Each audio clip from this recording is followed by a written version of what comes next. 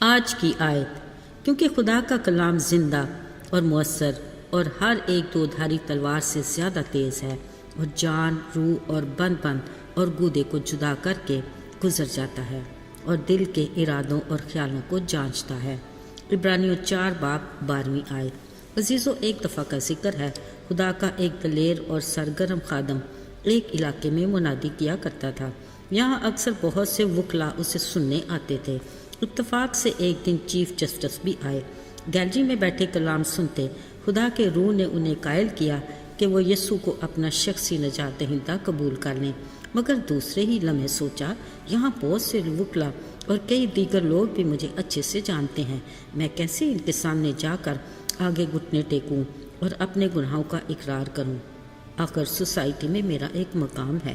پھر سوچا، چھوڑو، میں ایسا تو کر نہیں سکتا، پھر دیکھا جائے گا۔ مگر انہیں اگلے ہی پل سکون سے بیٹھ کر کلام سننے میں خاصی دشواری پیش آ رہی تھی۔ دل میں پھر کہا، اب اگر خدا کے خادم نے آلٹر کال دی تو وہ ضرور آگے جائیں گے۔ کچھ ہی دیر میں خدا کے خادم نے پھر دعوت دی کہ اگر کوئی یسوع کو اپنا شخصی نجات دہندہ قبول کرنا چاہتا ہے وہ سامنے آ جائے، میں ان کے لیے دعا کروں گا۔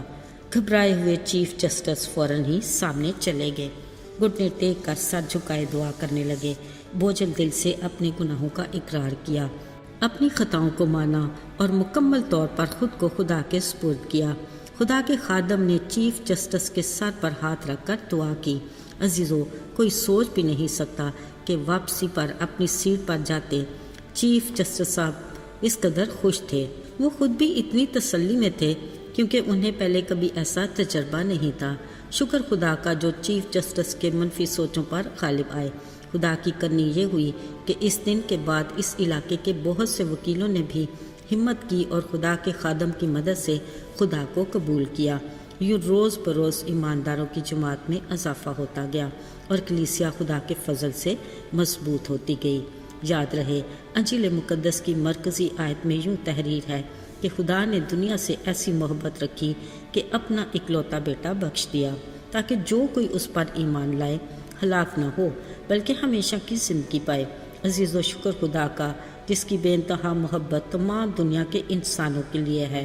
اس کے بیٹے کا کفارہ کسی خاص قبیلے یا قوم کے لیے نہیں بلکہ کل جہان کے گناہگاروں کے لیے ہے۔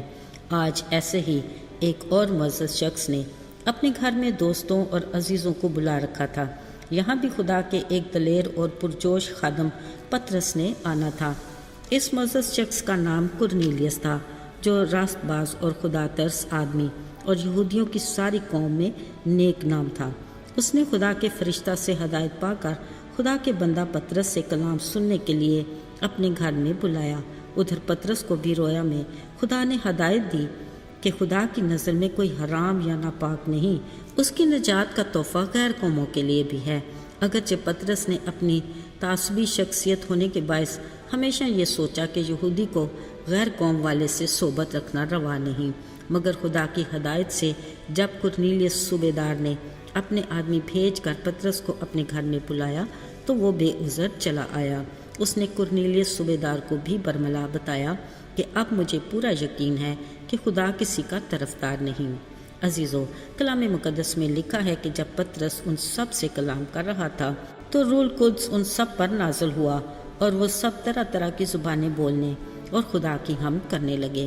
پھر بپتسمہ پا کر خدا کے ایماندار لوگوں میں شامل ہو گئے۔ بے شک خدا نے غیر قوموں کو بھی زندگی کے لیے توبہ کی توفیق دی ہے۔ یوں کرنیلیس صوبے دار کی بدولت اس کے دوست اور رشتہ دار خدا کے بڑے فضل سے ہمیشہ کی زندگی کے حقدار ٹھہرے۔ عزیزو، آج بھی خدا اس چیف جسٹس اور کرنیلیس صوبے دار جیسے لوگوں کو ڈھونڈتا ہے جو نہ صرف خود دلیری سے خدا کی طرف رجوع لائیں بلکہ اپنے ساتھ اور بہت سوں کو خدا کے فضل کے سائے تلے کھینچ لیں۔ یاد رہے، بطور مسیحی ہمیں بھی آس پاس دھیان دینا اور خیال رکھنا ہے، کوئی آسمانی بادشاہی کی ضیافت سے باہر نہ رہ جائے۔ دعا ہے خدا ہم سب کو چینل آف بلیسنگز بننے کی توفیق عطا کرے، آمین۔ آئیے دعا کریں۔ اے رحیم باپ خداوند، ہم تیرے بڑے شکر گزار ہیں کہ تو نے ہم گناہگاروں کے واسطے اپنے اکلوتے بیٹے یسوع کو قربان کیا، جس نے اپنی جان کا کفارہ دے کر ہمیں گناہ سے آزاد کیا۔ پھر تیسرے دن قبر اور موت پر فتح پا کر زندہ ہوا اور ہمیں ہمیشہ کی زندگی کا وارث بنایا۔ یسوع کے جلالی اور فتح مند نام میں مانگ لیتے ہیں، آمین۔